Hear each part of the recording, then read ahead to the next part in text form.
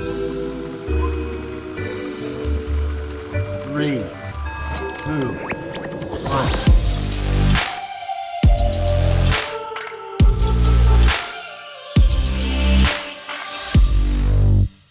Hey everyone, welcome to the first episode of Crossing the Streams. React on Titan is the subject today. I am joined by a huge panel of friends and experts in the field, I would say. People who have really been invested in this show for quite some time now. Some day ones, including myself, some people who came in later in the game, but as passionate as everyone else. I'm really happy to have them all here today. We're going to get started. Like what this show is, we're inviting people from different platforms, different services. Right now, it is primarily reactors for this show because Attack on Titan played such a huge pivotal role in the reaction genre, the community, and the way lots of channels sort of developed and introduced themselves to anime. So I really want to sort of examine that, as well as the show and just how impactful the show was to us on a personal level and the themes, messages, all that stuff. So we're going to get started right now. So joining me today is my good co-host, Andres Cabrera, for First Cut. I know him as Ace Cabrera from our old days in the Schmodown. Andres, thank you so much for being here. Yeah, thank you for having me, man. I'm excited. I'll just talk to you first. You had a show for so long called Attack on Titan. We had some of these guests on, and I always turned in to watch it because the show invites examination and discussion, yes, especially for those who remain unspoiled, for the remainder of the show. And I was really excited to kind of like dive into that. I was on the show a couple times with you, and now you're here, so we've come full circle, thankfully. Yeah, it's insane. It's crazy how long this show's been going on, and just how much it means to so many people. So I'm glad to have this amazing panel here. Yeah. We'll get started here. So up top, from all the way from Australia, thank you for coming in early in the morning, man. I appreciate it. It is Adonis Xavier, SS Jutsu. Thank you so much, man. What's going on, guys? Yeah, great to be here. It is a little early for me. I had a very late night, but it's all good. And I'm excited to talk about some Attack on Titan. And then on the flip side, it is Lola from Serbia from LmReactions. Thank you, Lola, for jumping in so late. Thank you so much for having me. It's not that late. Like, it's fine. It's 11. Yeah. I don't go to bed before 4. But I'm very happy to be here to talk more about Attack on Titan if that's possible. And then in the same time zone, thankfully, is Sunny from Cat and Sunny, all the way in Denmark. Thank you, man. Oh, well, it's a pleasure to be here, and it's same time here, a little over 11. But I am also the type of person who doesn't go to bed before 2, 3, sometimes 4, depending on what I'm doing, how much editing I have left. Although I should go to bed earlier because I have a little kid now. So that's I'll have to sort that out. But I'm happy to be here and talk some more Attack on Titan with all of you. Thank you, man. And next is Ataku May from Scotland. Yes, Scotland. So I'm so happy to be here. Thank you for having me. No matter what time it is, like it's 10 here, I will talk about Attack on Titan or anime. It doesn't matter what time it is. So I'm so happy to be here and so excited to talk and allow all my remaining thoughts about the anime. Yeah. And then we have Omni Media joining in. Omni, thank you so much for being here. Thanks for having me, man. I have my channel, at least, I don't dabble in a whole lot of anime. I've been very scared of that territory. I watch a lot of it on my own, but like I was partially through Attack on Titan's final season, just watching it on my own time. And I was like, there's no way I can't not put this up because this is insane. Totally. But representing Webiginia over here in the US. Yeah. And then I'm going to jump over to Sean from Sean Tank Top. You may know him from the famous Burlington Bar Game of Thrones reaction videos, but he is a great reactor in his own right. Sean, thank you so much for being here. What's up, y'all? Yeah, it's Sean Tank Top over here in Chicago, Illinois, the big 606. And I just want to say thank you very much to Eric and Andres and Nerd Chronic and everything like that for giving us another opportunity for a little bit of methadone to replace the heroin that has been Attack on Titan. You know what I mean? So like I know I'm not saying that I'm speaking for everybody, but I think that like that we can all say that it's going to be hard to kind of let go of this show, and so any opportunity to kind of ruminate about this finale and everything is a great opportunity. So thank you very much. Yeah, thank you so much, man. And then we have also my good friend Abby Kareen from her channel, Abby Kareen. Hello, hi everyone. I'm representing the Pacific Northwest, City of Roses, Portland. Really, really excited to be here with all of you because, like you all, Attack on Titan has impacted my life, and it makes you think, it makes you look at the world, and I'm just excited to share views with everyone. We're going to do a whole little like Hanji sit down, have a cup of soup, hang out. And then last but not least, certainly not, it is Rafael Motamayor. It is the famous Rafael, who just did a really fantastic interview in the New York Times with Isayama himself. Rafael, thank you so much for being here. Oh, thank you for having me. This show literally gave me a career, and I'm just very happy to just talk about it forever. Yeah, and we're happy to have your expertise here today. So yeah, like I said, we're going to dive into the show or discussions right now. Obviously, there's a lot to talk about with the show, and if we were to talk about the whole thing, we'd be here all day. So we're going to kind of keep our thoughts focused on the finale, I think, and kind of like the messages and themes in that we kind of want to ruminate on, as Sean said. And so we're going to jump right into it. So we're going to have questions that we're going to pitch to everyone here first, and we're going to get your thoughts on the sort of brunt of the your experience with it. First up for me is I want to ask, so to Adonis, when did you start Attack on Titan? Not just for the channel, but for yourself as well. How much did it impact your relationship with anime? Like, was it something you were introduced you to it or not? And what was your experience like with the viewers on the channel, in the fandom, so on?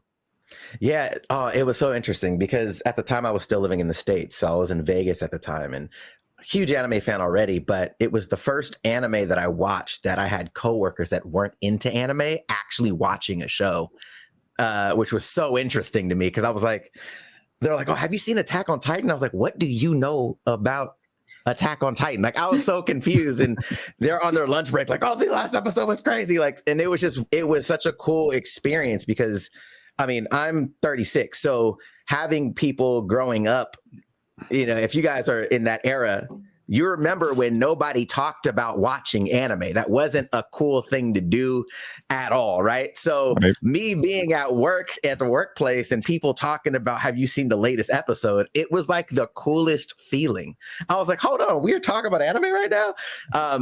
So yeah, it was just an exciting moment, I think, for people that had never seen an anime before, kind of getting introduced, and me watching that happen in real time was like a cool experience. And it was just such a different feel of a show that I'd ever seen before. It was so serious, and it was littered with like, you know, series of reveals. It was just so, I was so excited about it. It was a crazy first episode. Like I absolutely loved that first season. But I think it was because of the cultural impact that it had around, you know, the people around me that I was more excited about than just me enjoying it with other random anime fans that I would come across online. Because at the time I wasn't doing reactions at all. So it was just a cool experience, full stop. Awesome. And then I'm going to jump over to Mai, because Mai is kind of like May.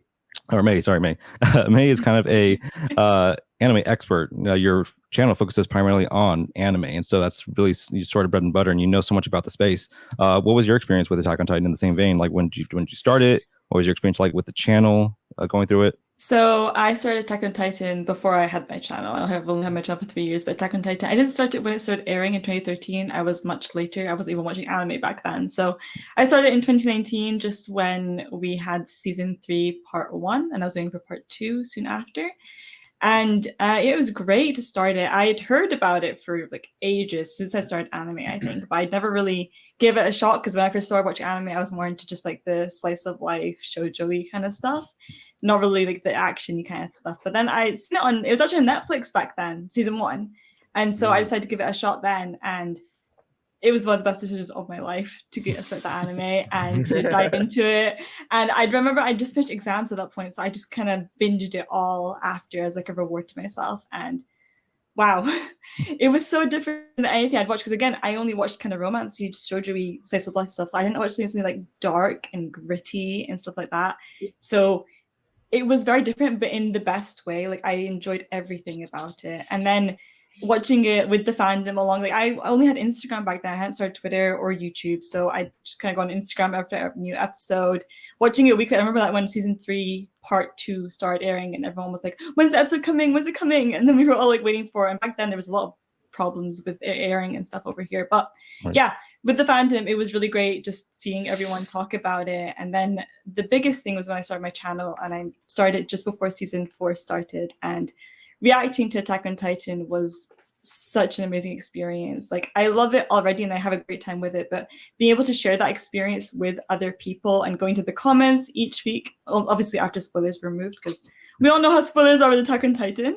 But yeah, going into the comments, talking about it, seeing everyone's thoughts, and then going on Twitter and seeing it trending every week as well was so amazing. That like feeling that everyone's experiencing the same thing as you and everyone's going through it, is enjoying it with you.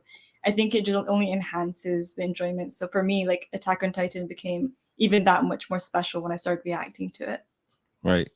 That's fantastic. And then jumping over to Lola from lmreactions. Lola, what was your experience with the channel? Because I know you started it in the last few years for the channel itself. Yes, I think this was the first anime that we have watched. Like, both of us watched animes when we were like younger. Like, I remember my favorite thing when I was growing up was Naruto. But like, besides that, neither one of us really just watched anime. And so a lot of people were always asking for it, and we're like, sure, let's just start there. I don't think we were even prepared for what it was, really. Like, I think like it immediately starts. Like, I feel like I was crying on episode 3 already, and I don't even know like why. I don't know. Something was happening. But it was just such an amazing experience, especially like it being our first anime. I think like I was never one of the people that like viewed anime as like a lesser form of television or something like that. Like, I just never necessarily watched it myself. But like watching Attack on Titan, and when we were like close to the end, I was like, oh, this is like my favorite story, regardless of like if it's live action, book, whatever it is. Like, this is just in my top 5 of anything I have ever seen. And so like it was really cool to immediately get an anime that can be just such a well-developed story to just rise up immediately. Right. Yeah, it really is a fantastic story. And Sunny, what was your experience like with the show itself and the channel as well?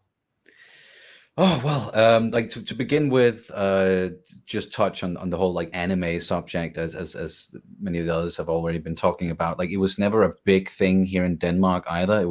It has always been sort of a niche, and I guess to some extent it still is. So I didn't have any friends who watched anything anime. I was never really, it never popped up on television or anywhere else. So like the first time, or like when we really got into anime, it was because of like joining this online community, and then all of a sudden having people recommend stuff to us when we started the reaction channel. And I had watched not a lot of anime, if anything at all. Like, the only thing that I had watched, or we had watched on the channel, was Naruto, and can't even find those reactions any longer because too many copyright strikes, and I just have to take them down. But going from Naruto and then jumping into Attack on Titan, that was a whole different world. And I personally fell in love with Attack on Titan immediately because of the world that they create. Like, I am a sucker for just like doing the deep dive into these fictional universes and trying to learn everything. But also because Attack on Titan, like we started relatively late. We started in 2021. So there was already a lot of Attack on Titan out there. So just starting to like dive into that, I didn't want to get spoiled or anything. So it was difficult to do that deep dive, but I still felt like if every time we watched an episode, I just wanted to keep going, could never, ever stop. And then learning about the very, very, very, shall we say, invested fan base as well. that was not a new thing, because like I'm a very big Star Wars fan as well, so I know about people having opinions. But with Attack on Titan, like when we reached like certain episodes and so on, it was like, whoa, this is a lot. We're gonna have to take a step back from the whole interacting thing, but it didn't diminish our love for the series at all. And then here all the way to the end, just love it, and I'm so happy we get to talk some more about it today, because just after finishing the finale, my head was, I don't know about you guys, but I almost couldn't talk about it immediately after. So having this time to let all of it sink in and then have a discussion, that's I've been looking forward to this. So yeah, did that answer all the questions? Yes, that's great. Thank you so much, man. I'm gonna jump over to Abby. Actually, Abby, I know when you started watching it several years ago, you were actually scared to watch it. You were scared of I have yeah. I have a completely different take than all y'all, which makes me weird. Yeah.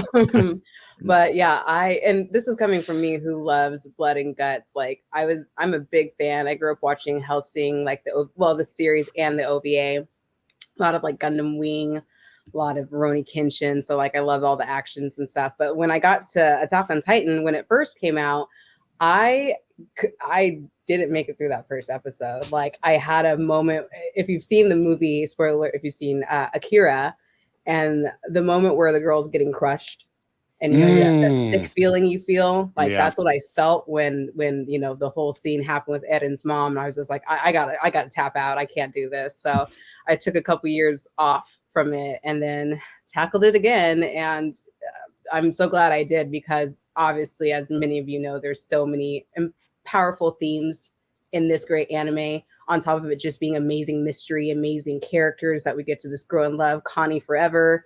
It's just like, it's just an amazing journey. And I did it more so in isolation at first, but really, you know, taking off of my channel and talking to more people, it's just really cool. And what I think, is it Adonis? What he was saying was really important, because it's like a lot of people started talking about anime, and it's like in the Pacific Northwest, it's a very, you know, certain community, so it's like anime is not cool up here. It wasn't at first, so it's just like it was really, really powerful to see more people getting hyped up about a show, and it's just like, okay, all right, we're here. Like finally, anime has taken its place, and Attack on Titan did a great job, kind of helping with that. Obviously Naruto, One Piece, like all those great ones did as well, but Attack on Titan just hit differently. So it's just really exciting. I don't know, the whole thing. And then I'm gonna go back over to Omni. Omni, how was your experience watching the show for the channel, and how did you get invested in it?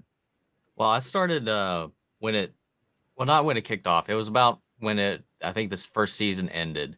It was in the interim between season 1 and 2, and a bunch of people that I was friends with and working with were just nonstop hyping that up. And with anything else, like with anything, especially during that time when I was in school and stuff, like, you know, whether it be Walking Dead, Game of Thrones, Breaking Bad, or whatever, I was just like, yeah, everybody's talking about it. I'll get to it eventually, maybe. You know, just very in my own head half the time. And then I was just bored and just sat down and was like, all right, let's see what this Attack on Titan's about anyway. It was on Netflix and I played it and I was just like, next episode. And by like, I blink and I'm at the end of it and I'm like, no, where's the next one? Like I didn't, you know, I had a couple of people talking about, so like my experience with the fandom didn't really come too much until I started covering it on the channel, which was already in the second part of the final season, was when I was like, okay, maybe I'm comfortable with all the other show stuff we've been doing on the channel, because I was like, maybe I'll maybe see how some anime does over here, because this kind of been something I've just kind of kept for myself. And much like the themes of the show tackles, there was some opinions, some tribalism, that is for sure, as that is one of the major themes of the show, was where do you come from? Which side are you on? And like, can you see eye to eye on stuff? And like, it was like, clearly not. There's some Jaegerists out there for sure. You know what I mean? It was just like, like you guys said previously too, it kind of had more of an impact. I was like, I grew up on Dragon Ball Z, I'm a year younger than Adonis. So like, I'm very familiar with the kind of stigma it had growing up and all that. So it's like, it was wild to see one of them kind of break out of that.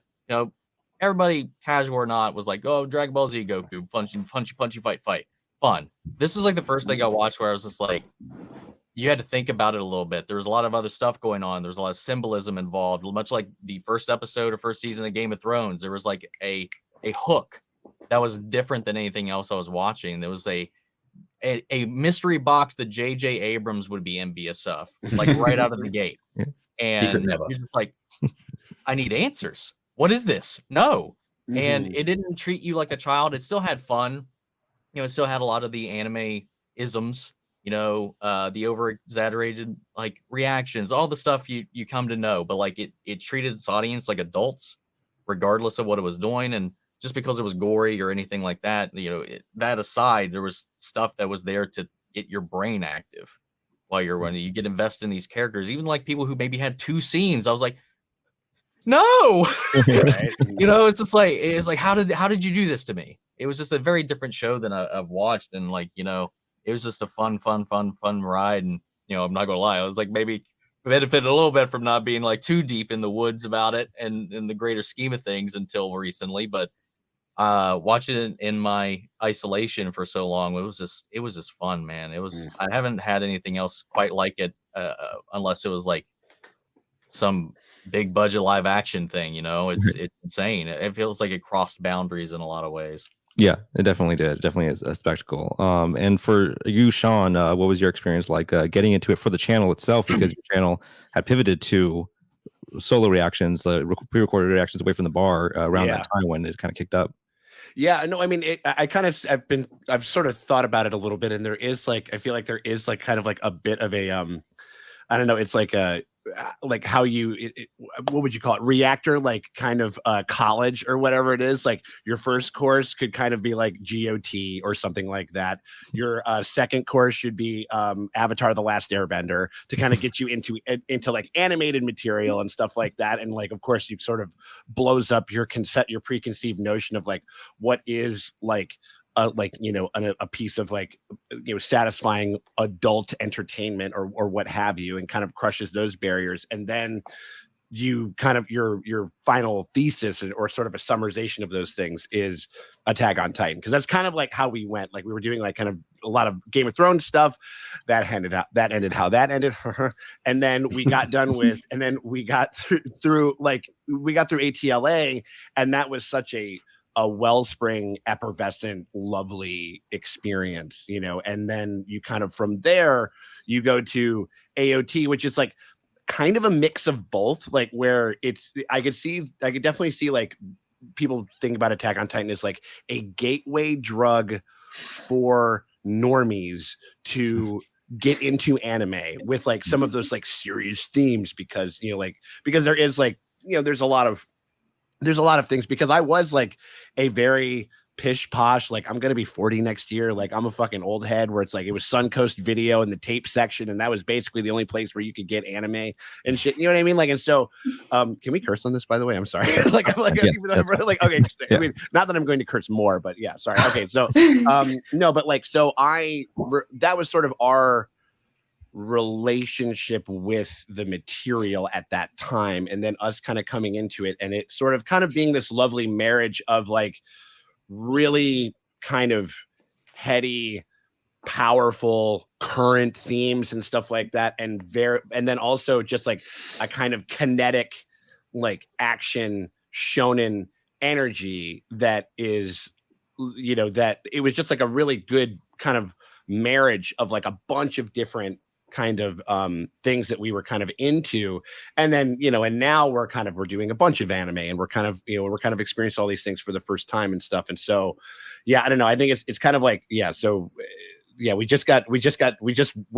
walking down the graduation aisle, dun, dun, dun, dun, dun, like, you know, with Attack on Titan with this one. And so it's been a lovely journey, and kind of, yeah, I mean, it's sort of been, I don't know, it's been a lovely experience as far as like kind of like our kind of needling through like that coming from like how different our stuff was before to what it is now, but being just as powerful as it was before and stuff. So yeah, absolutely, man. Yeah, Jim, you're totally right. That is the evolution, as I've seen from everyone here, from the reaction channels like Game of Thrones, Last Airbender, Attack on Titan. It is I'm not saying that there's like a recipe to like kind of get into reactions or whatever, but if you want to do that like thing, like that's like a 3 building blocks that can kind of like at least get people like you'll get some clicks, and it can kind of give you like a little cold base to start and stuff. Absolutely. But away from the reactions, though, I want to get to our good friend Rafael. Rafael, you mentioned that this show kind of gave you a career. So what is your history with the show, and how did that develop for you? So I started watching right before season 3.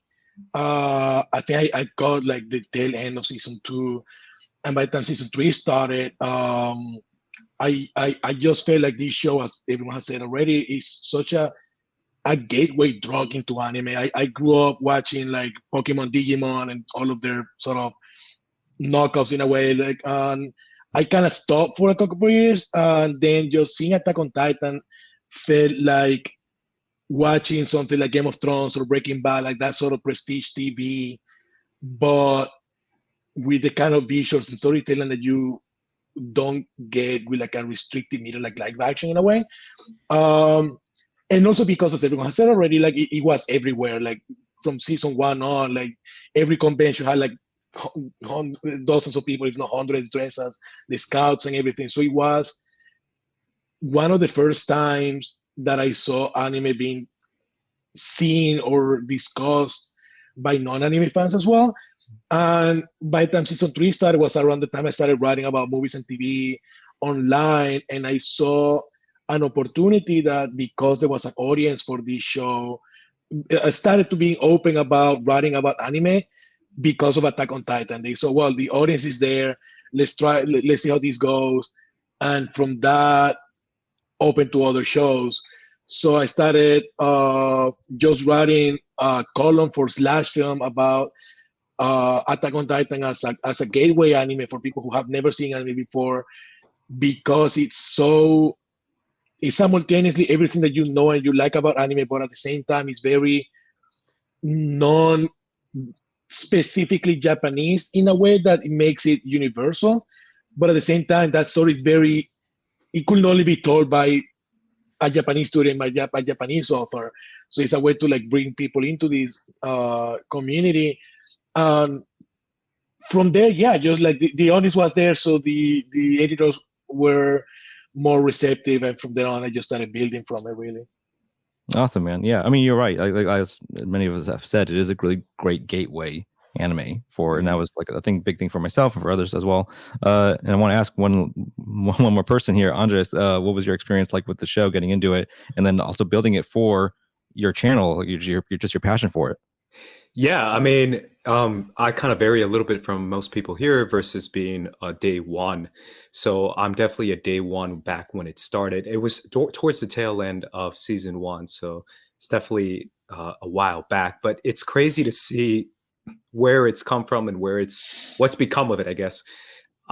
It's insane, man, because I really do feel like everyone talking about how this is the new gateway anime. I know Rafael and I have talked before about how back in my era, it was the Dragon Ball Z. I grew up in the Dragon Ball Z era, and that was kind of the initial gateway anime to get you into everything else that's been happening afterwards. And now for the new generation of anime fans, whether they are old or young, Attack on Titan seems to resonate with them as the new gateway anime in order to get people into anime. But it's just so impactful as far as the emotion, the filmmaking of it all. That's something that's really big for me, because I really do feel like regardless of the medium, which is anime, I still feel like filmmaking is at its peak with Attack on Titan when it comes to shot selection, music, just acting. Everything is just top tier, peak filmmaking in general, not just anime versus Hollywood, but just in general. I really do feel like Attack on Titan is some of the best filmmaking I've ever seen. And I think that's kind of what drove me towards making my channel. I did an entire series on season 2, which was insane because I got to see, well, I mean, you guys did it too, but the whole reveals, the whole thing that was going on in season 2 season 2 episode 6, dude. It's a mind melter, man. Like I can't even imagine being ground zero for that, you know. It's the greatest. Oh yeah, happening when it happened, when it aired, it was absolutely insane. It was like 10 a.m. too, which was crazy. But I really do feel like that's the kind of stuff that really resonated with me the most. So I decided to make a channel, videos about it, a series about it.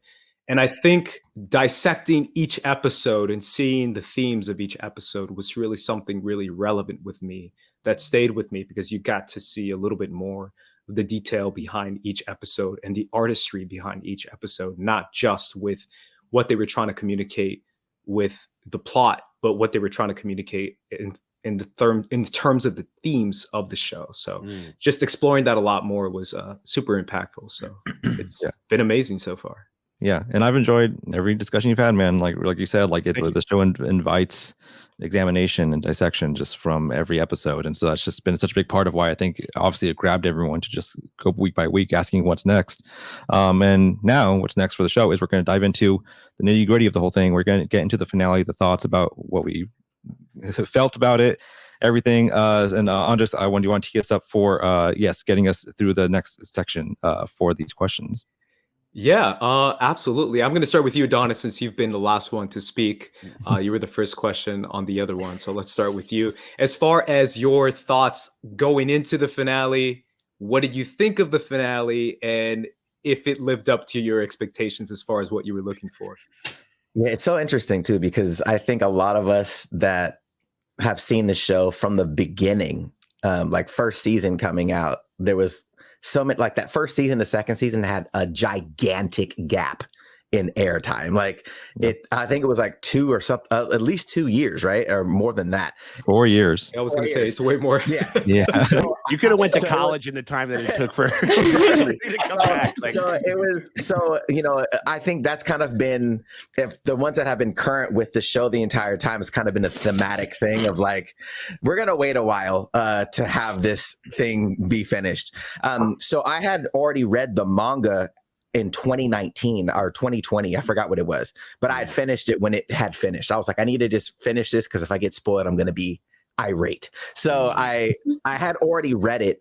So the final season, even though it took 3 years to finish the final season, I kind of already remembered some of the things that were going to happen. But for me being in film, reading the manga felt like storyboard. That's literally what it felt like to me. Like it's written and drawn and illustrated like a storyboard. So like me and my best friend are reading this on Twitter, on Twitch, and I'm like, dude, like this is like, you can see when a flashback happens in the story. Like it was just such a weird thing. So in my head, I'm like, I can't wait to see this animated. What are the tones going to be? What's the music going to feel like? Like, I'm just thinking of it from that perspective. So in my head, I was like, I don't know exactly what to expect in this last section. I just know it's going to be a lot of action because obviously that's what took place in the manga. And I didn't know if if they're going to, do a different ending than the manga was going to. And my biggest thing is I just kind of let what the storyteller wants to tell, and then I go from there. The idea of having these, your ideas of what could be and all that, I think it taints the idea of what the author was actually trying to get across. So I just kind of let my, thoughts on that kind of sit aside. But I loved it. I didn't really have any expectations other than the fact that I just wanted to see it animated. I just wanted to see it and enjoy that ride with it. I do wish it would have aired sooner. I think those that had, the reason why I say that is it's such a high stakes moment.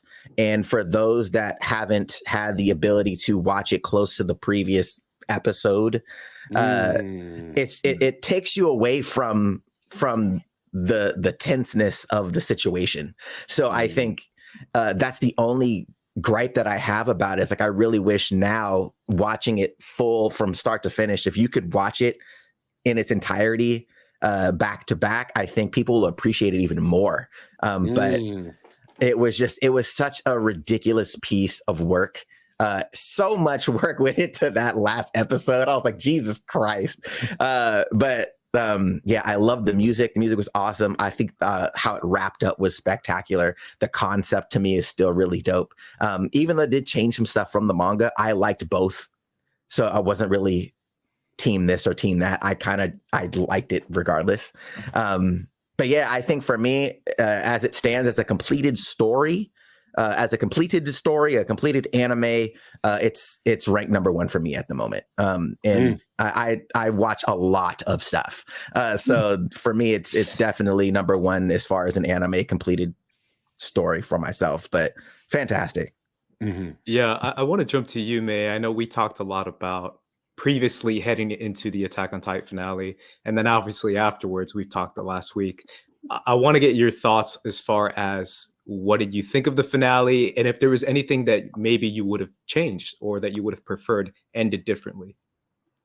Right. So with me, I'm an anime only. I stayed anime only the whole time, and I stayed spoiler free miraculously somehow throughout the whole Attack on Titan journey.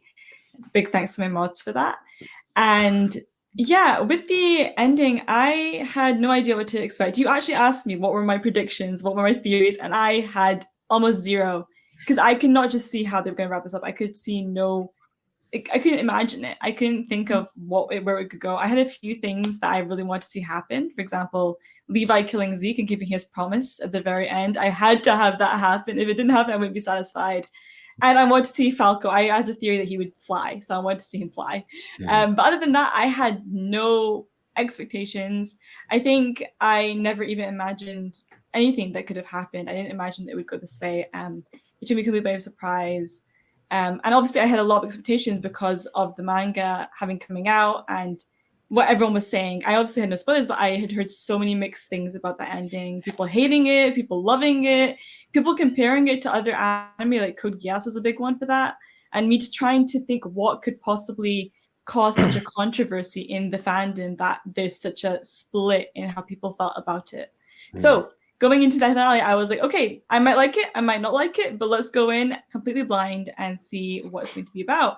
And I was on the side that loved it. I really, really loved the ending. I think that finale from start to finish was spectacular. It was so well done. Animation, music, everything. The voice acting, especially for like specific characters, like Armin, I think his voice was so good in this finale. And everything. I think I love how they brought things back, like old soundtracks, for example, where they played like every big soundtrack in that episode, and I loved it for that. It felt almost at the same time as like being a finale and like continuation of the anime. It also felt like a goodbye to the series and a tribute to it at the same time, with how much they brought back things from the old seasons. And the story itself, the finale, how it ended, I have no issue with it. I think it was the only way it could have ended, and a perfect ending, in my opinion. I don't call many things perfect, but for that, I think it stuck the landing so well. And there's nothing I would personally change about it myself. I don't think there's nothing that, if only I could make it longer or see a little bit of what happened after. But I think with the time that they had and what was written, the story itself, I think it was perfect and I loved it. And I cannot wait to watch the whole anime again from the very beginning, now that we have the ending, and experience it as a whole and just connect all the little details, because Attack on Titan is so good with the details. And connect, like, oh, this happened back then and this happened then, and it's all connected together. That's what I can't wait for. So yeah, finale, incredible. Nothing I could say more than perfect. Now I want to jump to you, Lola, because I know you were kind of getting used to the binge model as far as watching Attack on Titan all in one sitting, having to now wait for these final chapters and then finally getting to it. How are you feeling about the finale? And if there was anything that you were concerned with or would have changed? It was awful waiting for it. Like, I think we watched, I think we just like timed it perfectly when season 4 part 2 was airing. We were somewhere close to catching up then. And so we just waited for the part, I don't know, 1 and 2 specials, whatever they're called at this point. And so, I mean, I just like binging, because I think when time passes, you just, forget certain details. And like when we were starting this, like I remembered my theories, but like I couldn't pinpoint exactly why I was thinking some things, because like it has been a bit, but like, I mean, I remembered most of it. Like going into this last episode, we were both so nervous. I remember us sitting for like 2 hours and just like not playing it and be like, should we play it? Maybe not. Maybe let's just keep it a bit longer. And like everyone, I think since we started watching it, I have heard very mixed things about the ending, which is always like a bit of a scary thing, because like you don't know if it's gonna end up disappointing you as well.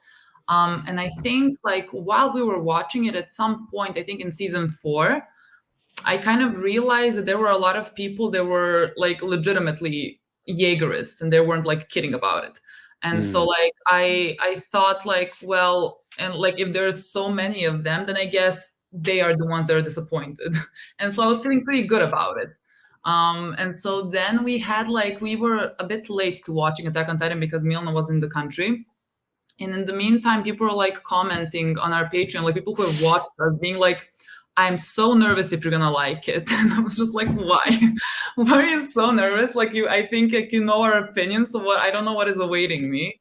And like my main thing was like the show, like details I can survive. Like I don't care how certain things are necessarily gonna be done if the heart of the show and if the point of the show is like what I always thought it was. And so like that was my main concern, and I really was kind of confident that they were gonna like hit that where it mattered for me. Like I kind of had an idea, and I think like we were right. I thought there was no way for Eren or Zeke to survive, and those were the only two deaths that I would accept.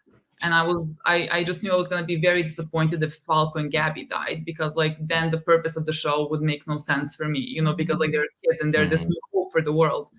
And so everything, how it ended to me was just perfect and was very valid for all the characters and for what the show has sort of said from the beginning. I think now looking back on season 1 or anything, like there are so many scenes that tell you exactly what the show wants to say and where it's going. I think it was kind of pretty clear.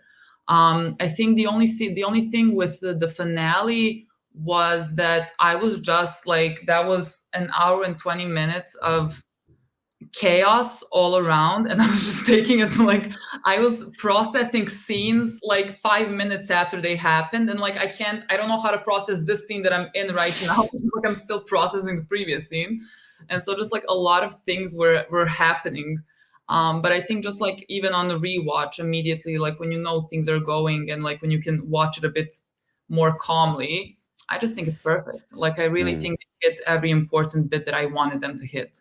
Yeah, that's one thing I took away from the finale as well, is how overwhelming it was, just because it was like an hour and 20 of just like so much information, so much emotion. For 20 minutes, like after the, you know, this part, we were just like, okay, take 20 minutes now. Like they're not gonna spoilers. Okay, hold on. Yeah. Commercials, they're like not gonna give me the room to breathe, so we just like paused and like walked around a bit and then just sat down to continue. Do any of us think that we would have rather have seen this busted up into 20-minute segments, like actual episodes over 4 weeks? That. I feel like if the 2 specials were just like a season of like 10 episodes or whatever, I feel like that would have, you know, given you time to just like sit on some things, you know? I'm like half and half. There's sometimes I love the just like the straight shot of it, and then sometimes I'm just like, oh, this would have been dope. Till also just, you know, content creation, keep that Patreon rolling.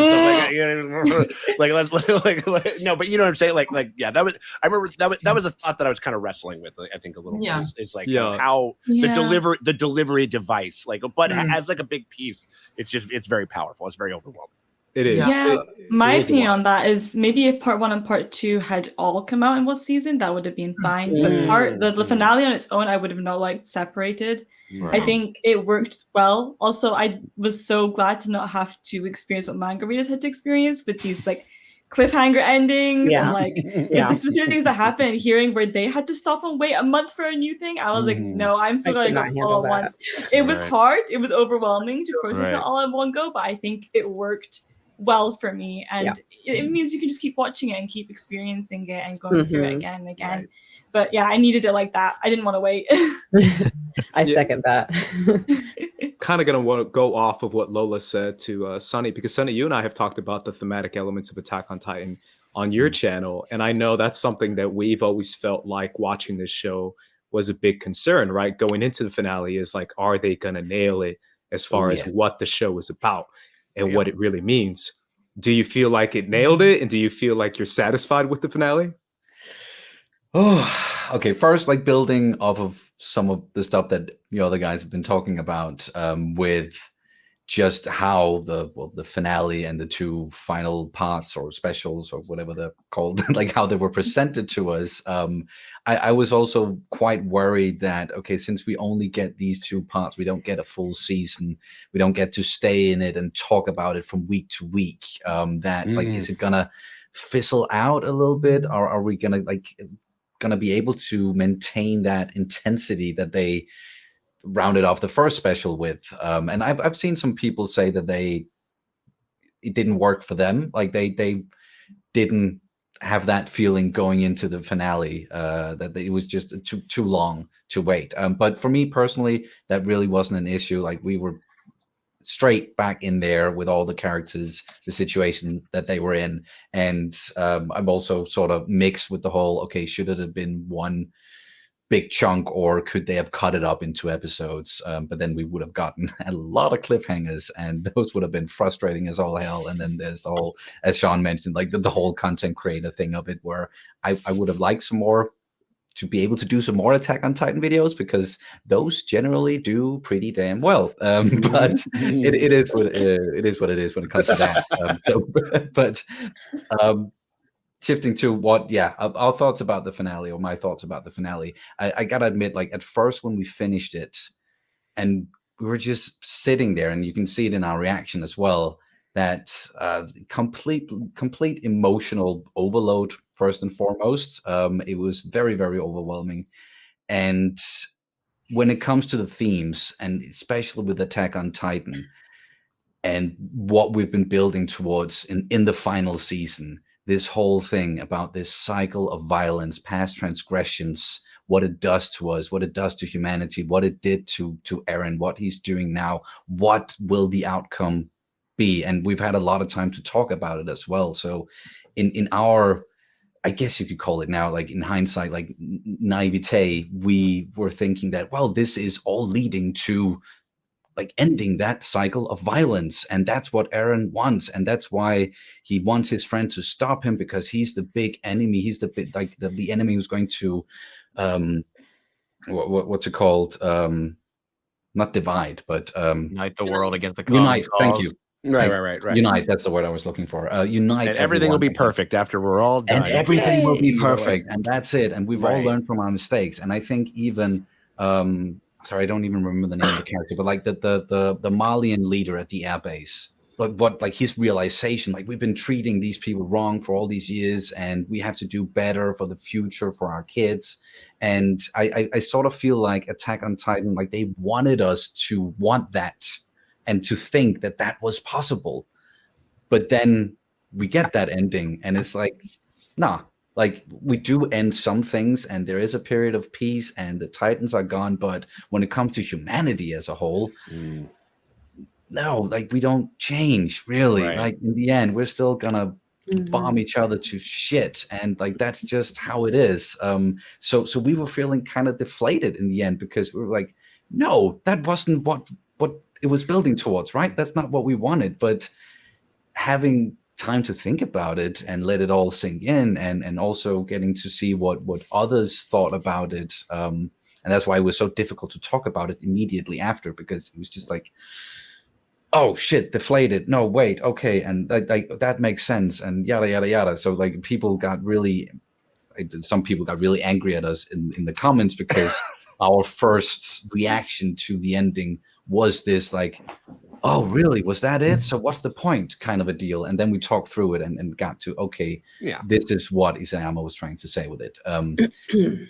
So sitting here now, like, I think I'm really happy with how it all ended. And I think it was beautifully written, and not enough good things can be said about, as Adonis also mentioned, like, the production value of the whole thing, like the music, the acting. I think like they hit all like the big musical themes and notes, like, through the entire finale, and you all, like, we all went like, oh, that's like barricades, and but yeah, to sum it up, after having some time to think about it, I think that this was an absolutely perfect finale. It fits the series to a T, and the themes within it. So I'm just like, well done. Of course, I wish there was more. yes, but also no, because this is perfect. Leave us wanting more. I'd say, yeah. Yeah, I want to go to you, Rafael, because we talked a little bit about our thoughts on the thematic elements of Attack on Titan and what the purpose of the show was in the end, as far as what it was trying to communicate with its themes. How do you feel now, as far as people you've seen react to the ending? We talked about the bombing of Paradise and what the show has been trying to communicate to these fans and this growing fan base, right? A lot of people who have joined the Attack on Titan fandom in the past 3-4 years, who are now realizing that maybe the message of the show wasn't what they thought it was. So first of all, I have a slightly different way that I came into the ending, in that I both read the manga, but also I did my interview with Isayama before the episode, so I already knew what he meant by every major plot point in the finale. So even before watching the episode, like, I knew what he was trying to do.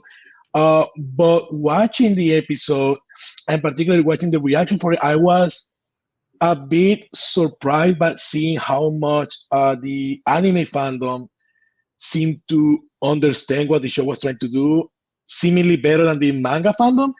And I wonder if a bit of the, part of the reason is that we talked about that the fact that anime watch it all in one go, versus manga readers having just like a tiny chunk a month, and then the ending being just what came after the big fight. So you had like a month of sitting with like the cool action thing after, like you're like, oh, it's just the epilogue, really. It's just a conversation. I do think that having that period of time to sit with each part of the story, but then ending with thematics more than action, affected how some people view the ending, compared to having everything in one go and being overwhelmed by everything, to the point where like most of the conversation around the anime is based on the last conversation and the last sort of the credit montage, rather than the big fights or like all the cool stuff that happened before, which I found really interesting because there's a lot of stuff that happened. But I do think, like, for the most part, I've seen people, like as what everyone here was saying, that really understand that the show was always about the cycle of violence, and not necessarily ending it, but understanding that this is probably inevitable. We just have to make the best that we can do with it, and not sort of, just because you know it is happening doesn't mean that you can't still fight against it. And I think that that's a big part of the conversation that's been going on since the finale, which I think I'm very happy to see that, because as we talk, like, just the sort of rise of the Eren fan in the final season has been troubling. But the finale makes it clear that that's very much not what the show is, what the show condemns, and not really what the fandom at large is, I think. So that's been reassuring. Yeah, I want to go to you, Omni, about the finale, your thoughts going into it, and how do you feel about not just your personal reaction to it, but everyone else's reaction to it? It's been pretty interesting. Like, I didn't have any expectations going into it. I thankfully also somehow managed to not have it spoiled at all. So that was nice. But like Adonis said, like, I don't have my thoughts. I'll posit theories, but that's kind of the fun of watching things. But I don't get attached to anything unless literally the story betrays itself by going a different direction. GOT. But Stop reminding me. Brand broken looking ass. Like, what are you talking about? Like, yeah, but like, whatever they were gonna do, like, I was gonna be on board for, because like I feel like this was a show that knew exactly what it wanted to say, and like after the fact, because again, I didn't want to look anything up or anything like that, whether it be interviews or details and stuff like that, because that, who you can. Google will feed you something you weren't looking for, and that could be dangerous. But like seeing like the relationship you build with the show over time, the optimist in me, the shonen guy in me is just kind of like, Eren's going to unite them all against him by the end. That's what I want. but no, it's not what I need, and I know that's not what the show's going to give me. Like, I know when I go into it, I wasn't expecting that to happen. That's the naive version of me that's hoping that maybe we can solve this problem. It's that idea that Armin talks about. Is like, I know we're kind of trapped in this cycle, but we gotta at least hope we can get out of it, or it's all going to be lost for naught, and we're doomed to just keep on going. Like, it's not the breaking the cycle wasn't really the point. The point was the fact that they acknowledged the cycle exists, but they also didn't start with a fair hand. They were manipulated by powers that be and given a handicap the rest of the world didn't have. They were basically, once their walls went down, were just open to a slaughter. At the end of the day, it wasn't going to be breaking the cycle. It was going to be at least giving, Aaron's idea of freedom at the end. The only achievable sense of freedom that I took away from it was that they will at least have a fighting chance in this world. At least I will level the playing field so that we're all back at zero, rather than being, overpowered just right out of the get-go. Because if he didn't do what he did, honestly, it would have just been, they'd just be walking all over his friends' corpses. So, like, I kind of get that idea of it. Like, there was no perfect bow tie ending for this show, because that's just not how life works, and that's not how the world of Attack on Titan works. So it is, in a way, its own kind of sobering kind of conclusion to kind of snap you out of the kind of fantasy of it all. So that's one of the things that I loved about that. And there's some people that just kind of can't wrestle with that idea that that Aaron wasn't the hero in the end, that he didn't break everything, and it's not, his friends aren't happy or whatever. Or, hell, maybe he didn't just nuke everybody. That the impetus wasn't done for like selfish reasons. Yeah. Right. Like, it's just, hey, he bought them 20,000 years of relatively okay peace, it seemed like. But like, he just leveled the playing field. And I think that's what the big thing was. Like, they were put in this box. They had their memories taken away. They had all these decisions made for them. So they were kind of set up to fail from the beginning for sins they didn't have any part of. So it's just letting everybody know, because like, that's the shift of season 4. Once we get to see the enemy's perspective, we get to see where they're coming from. We get to see what they think. And it's just breaking down of those very same metaphysical walls to where we are now seen eye to eye with the people across from us at the other side of the table. And then that's the first step towards hopefully healing, but that's not an easy road, but it's just the beginnings of that. And they weren't on that path before. I don't know. It's just sorry. You just like go off about this thing. I'm loving this. Can I just piggyback off of this really quick? Because I feel like season 4 at the beginning, if the show started in Marley, you would look at Eren as the enemy. I love the fact that you're always the enemy to the one you're fighting. And it's like this concept of like you were saying, the powers that be have told the mass population, this is the enemy, this is and they're the same in that aspect of you know what I mean? So I loved that they really try to tie that up at the end in season 4 in its entirety of like, if you're looking at it from Marley's perspective, Eren and them did the exact same thing that Rainer and Berthold did. Like it's kind of wild to think about it from the people that are living there's perspective. Yeah.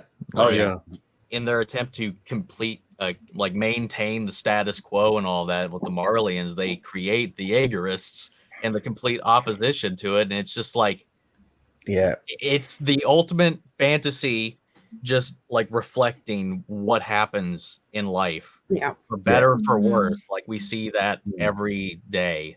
And it's just like, that's the world we live in. At the end of the day, how do we keep moving forward? We just have to believe that we can get there someday.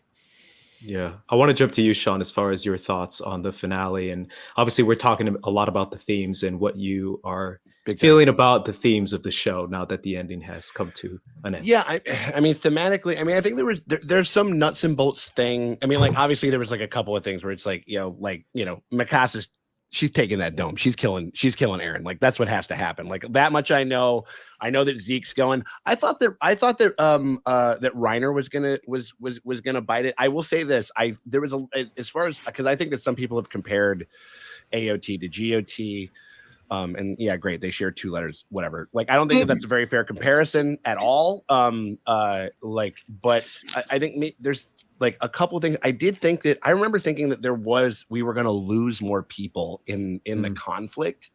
But I'm like a stickler for that. Like, I'm like a Lord of the Rings. Like, I'm like, yo, like Merry or Pippin should have bit it. Like, Legolas or Gimli should have been crazy. Like, I mean, and that's not like, I don't like having those feelings. I just think that that's sort of like what, like it's, and that's kind of what I think brings it over to the thematic stuff. Like, I think, and then there's like just some nuts and bolts thing, like where, I don't know, like Reiner, like wrestling like an alien squid monster in the desert is cool, but like not that interesting to me. Like, where there's other things that I would rather see, like where Armin versus Levi, that's I have emotional stakes in that conflict, as opposed to like, wrestling like a big like those like blow up guys or whatever it was, like, which is kind of like what it became. No, seriously, like I was like, I don't know. It's like at the end of like Man of Steel, like where he's like, he has to punch a laser, and you're like, I don't care about that. I care about Zod versus him. You know what I mean? Like, there's that relationship, and so there's like some nuts and bolts things that I have a bit of critique over, in my own opinion. And that's just mine. But I do think, as far as thematics, it was immeasurably powerful in so many ways. I mean, like, it was about like the fact that like conflict is started for oftentimes very selfish and kind of like and petulous reasons. Why, like, it's kind of just the impetus of just like, I was hurt, I am traumatized, and I'm going to visit that upon somebody else. Like, that was, I think, something that was I think that as far as like the whole Aaron, like, because that's the one thing that like kind of manga guys and Jaegerists and just kind of whatever in general, they're just like, oh man, like, he's not fucking Giga Chad 9000 like Aaron running in and being all cool and sick and shit. And it's like, that's not the issue. Like, all of those guys, all of the Giga Chads are like scared, hurt young men. You know what I mean? Like, and I think that it was just maybe it just felt a little awkward, as far as like some of the, like, it's like where he was just like, I want her to feel bad for 10 years before she's over me, and like what, it was just very kind of specific and whatever. But again, it speaks to his maturity level in that moment, like so I think it was just, and I think that there's just some other, that's kind of why I wanted to trade more of like less worm wrestling and like more some stuff with that is kind of what I want, is maybe what the trade-off is, like, because I'm boring like that, but the two things that I think really drove it home is that it's not, and it sounds cheesy in the way that I'm about to put it, but as far as like the destination, as far as like the a solution to this problem, and to be naive enough to think that you could enact a solution, whereas it's the struggle that makes it important. It's the struggle, and how we struggle, and how we maintain our values, how we're able to like an element of self-sacrifice, of glorious purpose, for anybody that was watching Loki like recently or whatever, being like, maybe I don't know if anyone else is going to be able to shoulder this responsibility, and I don't know if it will necessarily mean in the end, if it will necessarily mean that we're successful in the end at reaching some type of I guess like peace or whatever, but the struggle is what it is. And I think that was indicative of two scenes that I thought illustrated. It was the conversation between Armin and Zeke was the most beautiful crystallization of that I have seen in almost any media. He's holding a leaf, and when Zeke looks at it, it is a baseball. And it's about, and those are the moments that we're trying to protect. Those are the moments, it's not this grand, it's not this grand shining city on a hill type of thing. I'm trying to protect the things between a father, between a mother, between a friend, between a brother, a sister. Like, that's like the type of stuff that we're fighting for. And then the other one is the scene in which the crowd is passing the baby. Like, you know what I mean? Like, we have death on one side, we have death on the other side, but we know that we're going to try to do everything that we can to buy ourselves as much time as we can if there is a way out of this. Even though objectively we're completely screwed on either side. You know what I mean? Or at least it appears that way, unless they stop, unless luck happens, unless life happens, you know? And so I think it's the struggle that kind of, and how you do it and how you maintain yourself and how we can maintain each other, you know, as a people, like, I think is kind of the thing that I think is what really wrapped it all up. And this is just one thing that somebody on our Discord said, and it kind of blew my mind. If you go back to the flashback where Aaron is kind of like walking around like in Marley for the first time, and I think it's that flashback like when they kind of get drunk with everybody, but it's early in the day.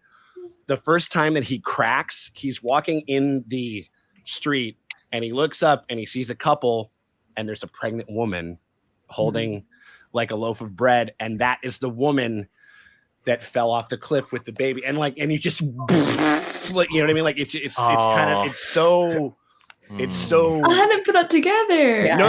And neither did I. The internet did it. Like, you know what I mean? Like, I'm not taking credit for it. Like somebody hit me with it, but it's like you go back and watch it, and that's what the rewatch is going to be able to do for people and stuff. And so and so I think that in that sense and in that way, it's about the beauty of the struggle, and that's really that's what illuminates people as to who you are. And that's like hero, you know, introspective storytelling, like 101, like, you know, like when the chips are down, we all are so capable of so many grand and beautiful and horrible things.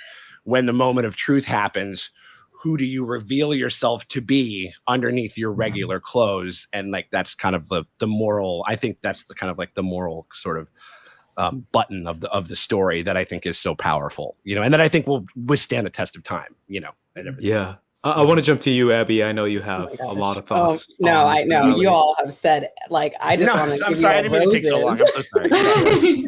Like, honestly, just real quick though, to jump back, just about this anime, just the animation itself and the music, it just brings me back to something Guillermo del Toro said, I think in the last award show he was at, where animation is a medium, not a genre. And it just spot on, because while like we have amazing shows like Game of Thrones until the end, and, you know, like Breaking Bad, and it's just like there's so much power in that, but something that anime itself, what the Japanese have like based and like been able to just like send to the world sometimes with their storytelling is just so beautiful. And just like the music paired with the action, paired with the trauma and the sorrow and the happiness, it's just like, this is the finale I was waiting for. I had no expectations, but I was well, no, that's a lie. That's a dirty lie. I knew we were gonna have a kick-ass fight. I knew like Levi, my husband, was gonna go kill Zeke. I knew that was gonna happen. I figured Eden was going to die. I thought there were going to be a lot more casualties, but I'm happy, honestly, with how it ended. And, you know, honestly, listening to y'all too, and I had this thought at the very end when I was finishing the episode, it reminded me of when Ultron and Vision were having a conversation, right? When Vision was about to knock him out. It's just like, you know, humanity, they're doomed. And, you know, Vision was just like, yeah, but, you know, it's beautiful. And, you know, they're in it together. Look what they just did against you, brah. So it's just like, it's just the same thing where it's just like humanity is doomed no matter what. Like the cycle will always continue, and we saw that and at the very end with, you know, the bombing and stuff.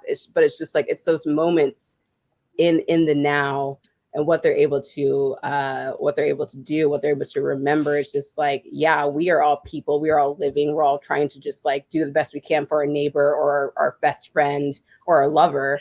And guys, I don't know, this show just really, like, the action was fantastic, don't get me wrong, but I think the most key moments for me was like what you were saying, where it's just like Zeke and Armin talking. And when I saw that freaking baby, I'm not gonna cry, right?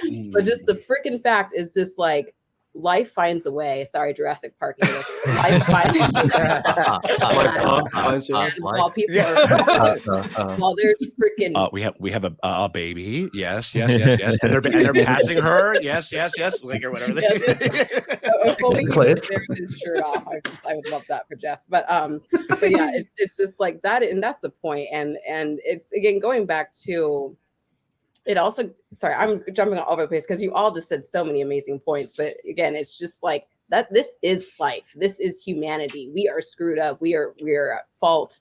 We are always going to make a mess of things. But there are people who are just like, even though it may be crappy, we're still going to fight. We're still going to help our brother out. And it's it's just so beautiful. And I was hoping for this camaraderie where everyone would somehow get together at the end, even though again there's bombings later on, but like in this moment it was beautiful. And I keep thinking back to, I'll answer this later, but like Hanji again is one of my favorite characters because she was really the character for me in this show who made me wake up and realize what this was really about.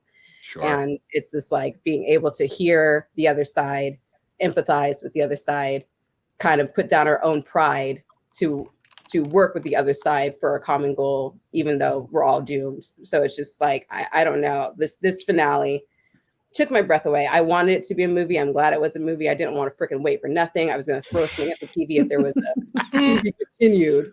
No more of that. One more year for another. My freaking windows. Sorry.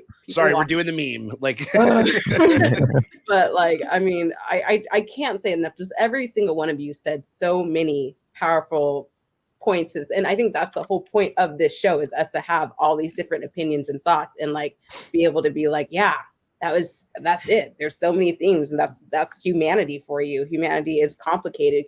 Humanity is messy, but like we're beautiful at some point. I think nature is kind of messy, and nature is beautiful. Absolutely. Have you ever seen like a mother just like, yeah, it's like I had a couple, I had a litter of kids. One's kind of like not too great, so I'm gonna eat that one. Yeah, you know what I mean? Like that's biting off the head. You know what I mean? Like so, yeah, exactly. Sure. I mean, like so, like I think that it kind of reflect. I think like our humans, like and obviously a bunch of other creatures, but that's a big superpower is having meta thought, is about thinking about why we do things and how we do things and changing behavior and stuff like that for the better. That's kind of that's our superpower and shit. And so like that's so anyway. So absolutely. That's well said. But we get that a lot with a lot of shows where it's like everyone's just like, humans are stupid, humans can't figure it out, and then we figure it out. Like or some of us do, and then like we overcome that. So like so many themes, but this show just painted it so beautifully in such a unique way. So shout out again, just amazing. And anime. Going off of that, I think the whole message it kept saying was, this world is cruel, but it's beautiful. They said it again and again. That's exactly what it was. I also feel like, if I could jump in a little bit, as far as the theme of the show, I know that's our next point, Eric, that we wanted to hit on. It's hard to like sit with that question, right? Because I made a little short video about what I think Attack on Titan means, or what it was all about. And it's so hard to digest that question. What is Attack on Titan about? Because it makes you feel like it's about so many things. It's about war, violence, humanity, the beginning and end of life, hatred, overcoming fear, all this kind of stuff that really is just super existential, nihilistic type questions. But to the conclusion that I came was, it was about generations. It was about passing the baton or investing in the next generation, where you have to care about the young people and the earth that the young people are going to inherit. Otherwise, there will not be an earth to inherit in the first place. And I feel like that was the purpose of Gabby and Falco.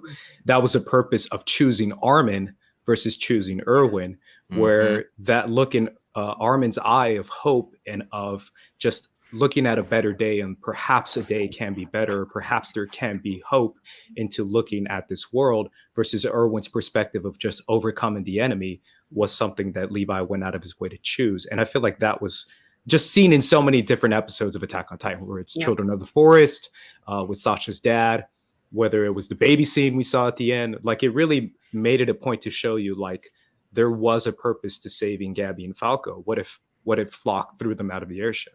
Like there would it not be a flying Titan. King there would not be. King Flock the god. Oh my god.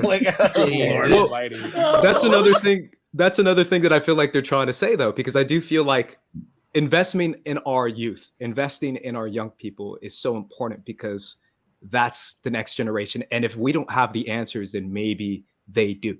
And if we can't overcome this hatred or violence, maybe they can. And I feel like at the end of the show, when we see that the Jaegers have taken over the island, we don't know if perhaps if there wasn't a Jaegerist taking over the island, there could have been a better path. There could have been a delay to that bombing. Maybe there wouldn't have been a bombing. But I really do feel like showing you that the Jaegers took over the island, and that investment into military might, into fear, essentially, is what they're investing in on Paradise now that the Jaegers have taken over, is a dangerous thing, and it can lead to a cycle repeating itself. So, Eric, I'll let you take over, man.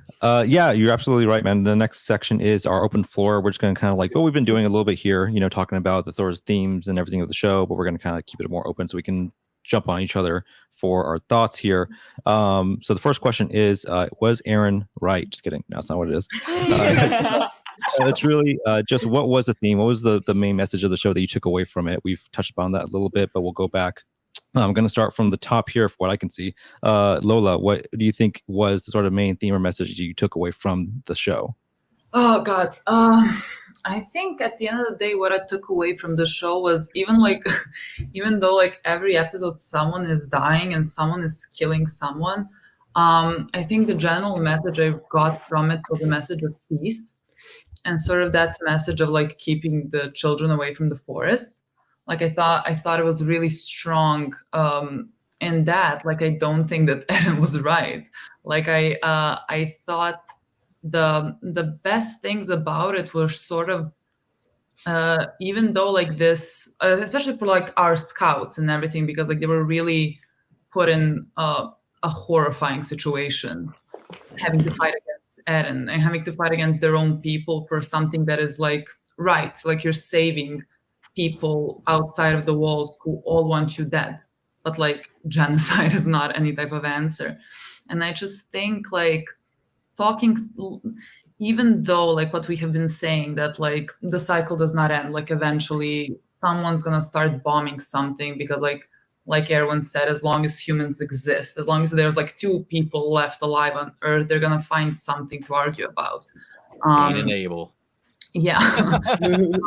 But I just think even though like that is gonna be an outcome always at the end of the day, you still have to like keep moving, not in the way that Eren says keep moving, but just you have to keep moving, and you have to argue for that peace and make sure that the way you raise those next generations, like either your kids or whoever is around you, that like to make your environment the best that it can be. Like there's just like so many small moments, like again to go back to the baby, but like I feel like from the last episode, that is maybe the most impactful scene I had in that moment. Just like it seems so futile, like they're on the edge, like the baby is about to drop and everyone is just pushing that baby, even though like you maybe give it 2 seconds longer to live. Like it seems pointless, you know, and everyone is still doing it. And I just think that was the beauty of the show. I love that it never fell into this nihilistic point of view. Like I thought the ending was pretty positive. Like even though again, you see the bombs dropping, it didn't leave me feeling like, oh, there's no point. The world is just this way. It just left me with a lot of faith in people, and that like people are gonna try their best always to fight for peace, even when it's not easy. So I just think that is the thing that I got from a show. One of the like scenes that I think I remember most clearly in season 1 when it happened. I spent like the rest of Attack on Titan thinking about it. As I was watching, it was this conversation between Armin and John. I think it was the last episode of season 1. They were talking about how basically in their fight with Titans, because like that's where they were at that point, how Eren has to become a monster to fight these monsters. And John makes the point of asking, like, if he does become that monster, is that really going to be a win for humanity? Like, I think when I heard that, I sort of felt where we were going to go with Eren's character. And again, I think, like, from the get-go, season 1, the show was pretty clear in its storytelling about Eren, and that is not going to be a win for humanity. Because, like, at the end of the day, Eren, everything that he did, of course, he loved his friends and he wanted to save them. But, like, he was also moved by a very selfish goal from, like, a kid who just wanted to see the world empty. And he didn't get that. You know, and so, like, this is a thing that he chose from a very selfish nature. Right. And yeah. Sorry. Go. No, I just wanted to agree with you, because I think you're right. Like, the idea of, like, the baby, the imagery of that, the futility of, like, what that means, and Eren's, famous phrase, fight, fight, and that's what Armin repeats at the end. It's fight. It's the idea of, like, the fight isn't the literal fight that the show wants you to believe in. It's a fight towards peace. It's a fight towards the oppression of the cycle of aggression itself. That's kind of like the main theme I took away from it. And Rafael, I want to hear what your thoughts are about all those themes as well. Yeah, I think, like, we pretty much everyone's been nailing it. Just, I think at the end of the day, the show since the very beginning was about staring at the darkest places of humanity and recognizing that we can turn what's beautiful about us ugly because of fear, and then looking at that but refusing to back down from the fight, and just continuously showing that it is worth appreciating the little moments of peace in between all the horror. I think, like, the first thing I ever brought about Attack on Titan was how, despite even the first season being so pretty much like a action horror show, it gave me a lot of hope in a weird way from the very beginning, even just in the small things, like Armin constantly talking about the book he saw as a kid with, like, the pictures of the outside world, not knowing whether or not that was true or fantasy, but just hoping that they would be having hope in something. And then in the finale, just as we talked about already, the scene of Armin and Zeke, and particularly Zeke, the person who's the most nihilistic in the whole show, the person who literally thought that killing people was a relief, like he was saving them from the cruelty of life, realizing that, oh, I should have spent my time just enjoying the nice weather. And the last thing he does before dying, you're like, oh, it's a pretty nice weather today. I think that was the ultimate point of the show, just, like, trying to enjoy the little things, even when everything's horrible. Yeah, absolutely, man. That is such an important part, like the weather. Again, the little things they say, like, that's usually, I think people feel disenchanted by the idea of, like, we didn't win, we didn't fix anything, everything's kind of the same. But it's like, it's not about winning in the grand scheme of things. It's about, like, maintaining those small things and make sure those things can continue to exist and thrive on. And Adonis, I know you said you had to run too. Do you have a time to give your sort of, like, final thesis on it?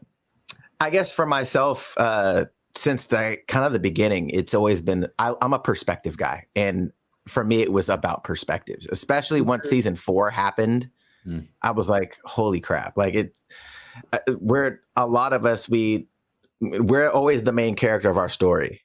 So, we rarely get the opportunity to see something from an opposite or opposing view. And usually, birds of a feather flock together. So you're usually surrounding yourself by people that think the same, that share the same. Mm-hmm. Exactly. So sometimes when you hear something that's opposing, your trigger reaction is, that's wrong. That's not it. Like that. So I loved the fact that you kind of get to see that in season 4 of the exact opposite of what you've been hearing. And it was just, it's triggering because it feels like you're watching it. There's like a mirror effect to the show for yourself. And I feel like every person can find something in the show that you kind of like cringe at yourself sometimes, like, oh, like, it's a weird introspective type of viewing experience. And I remember my partner, she had started watching the show as of I think last year, and new to anime. And she was like, I can't watch more than an episode at a time. And I was like, Oh, I know. Like I like, it's like sometimes you have to like take a second and like go take a shower. It's like I just need to cleanse off really quick because it's such a deep show, especially if you're used to watching shonen, where some of the meanings and some of the storytelling is very surface level, and there may be some underlying thematics there. But this show is so deep that I can't even imagine trying to binge it for the first time. And like I wouldn't be able to do it because it's that rich in the content quality. But yeah, I think the perspectives in the show are incredible. So for me, that's something that I just took. I tell people all the time, like if you are into deep storytelling and don't mind sitting back and really thinking about what you're watching, this is the perfect show. Because you need to think about it. It's not a, hey, let's sit back and relax and eat some pot. It's not that type of show. Like you really want to be invested in it to really get what you can get from the show. So yeah, I absolutely loved it. I was just going to say, like, piggybacking off of that idea real quick is like just the tribalism aspect of it and like shifting perspectives. Like it's ironic when that is challenging the fan base and they're propagating what the show is talking about and they don't realize it. It's fun. Yeah, it's a big part of it because like I think we've all experienced it here just through the comments in the fandom. It's such a huge part of like as you the viewer, as you are reactors, like you have like sort of like an objectiveness to it where like you're part of the art form that you're providing is like I have to accept what is being presented to me very objectively so I can give a very sort of honest opinion and answer about it. Then like what Sean was saying, people come into this with a lot of like, emotional confirmation bias. They're like, you have to understand the way I understood it, even though you hadn't had time to digest it the same way they had. And that's such a huge part of like why these things sort of like escalate. And it's very indicative, like you said, of the show, the way people get rooted in their stances and their positions on things. And for me, it was just like the real beauty of the show. I think Abby, you were saying with Hanji. Hey. That episode where I think it's like the Dawn of Humanity, like where Hanji is sitting and we see the scout regiment behind her, like all the fallen people with Erwin, everyone. That line she says like she's talking to John, and John is going back and forth saying like if they cause this because they attacked us, like if we stop now they'll come back again. If we do this and that, and then she just kind of stops and she's like, genocide is wrong. Like we can justify either side till the end of time, but there has to be a line somewhere. And to me, that was always the climax of the story. To me, it was like the story is ultimately saying that both sides can have like an infinite number of justifications for why they feel the way they do, why they're doing, and you can believe that's their conviction. But there has to be a line somewhere. Otherwise, it will come to it. It will all come to an end because like, we had to have a line. And so, yeah, I just wanted to feel like, yeah, that was my thesis, at least on that whole thing. Can I jump on? Do you mind if I go next just to jump on, of course, piggyback off of you? Because like there's obviously many themes in this show, but that honestly is the one that it hits me the most because I'm very empathetic. Like me and my friends have a lot of conversations where it's just like, we have a conversation and it's like, oh my gosh, I've also gone through that in my life. And like, we're able to like get together and kind of, even though it's different situations, we're able to empathize and kind of just have a bit more understanding to each other. And I think, again, my favorite scene will be Hanji and the goddamn soup that she provided to both sides. And they all had, what a way to get people together is food. And the fact that, you're able to hear these different traumas, these different fears, these different angers. And, and we saw that again with Gabby, like she became such an iconic character with the thoughts of just like, well, this is my side, we're right. And she got slapped in the face when she saw, Sasha's family and everything. And it's just like, that is a big part of why humans can survive, is because some of us are able to let go, not even let go, but just being able to breathe for a second and know that these are also people and they've also been hurt and they're also scared and they're also angry because they've lost their loved one. And not so much being like, oh no, you're cool, but just like, okay, I hear you. I hear you, and I see what you've gone through, and this is what I've gone through, and just conversation is just such a powerful thing that a lot of people, like the Chads of the world, just want to be, so in their own opinion, like, we're right, this is what they say and that's right, versus being able to step back and be like, well, what's going on with the other side? Like, how did it get to this point for them? And that's a big step that a lot of people can't do, or they're not ready to do that yet because they have their own internal hurt and fear. And so seeing a lot of these characters being able to, again, not necessarily let go of the past, but being able to at least hear their neighbor, hear the enemy, and work together in the end, that's a big part of humanity. Like, I wish we're one of the few people or species that can do that, where it's just like we're all from different areas, but at the same time we can communicate and hear each other and work towards a goal in the end, even if I don't know, it's beautiful. So like, empathy and perspective is such a strong theme. Again, I think that's why some viewers get mad at us, especially the Agorists, because it's just like they want to be like, no, this is right. And it's like, bro, you're missing the whole point of the show. Yeah. Like, you got to be able to hear the other side. Different perspectives are important. So right. And Sunny, I want to know what you thought about, like, what was the kind of takeaway from the show for you?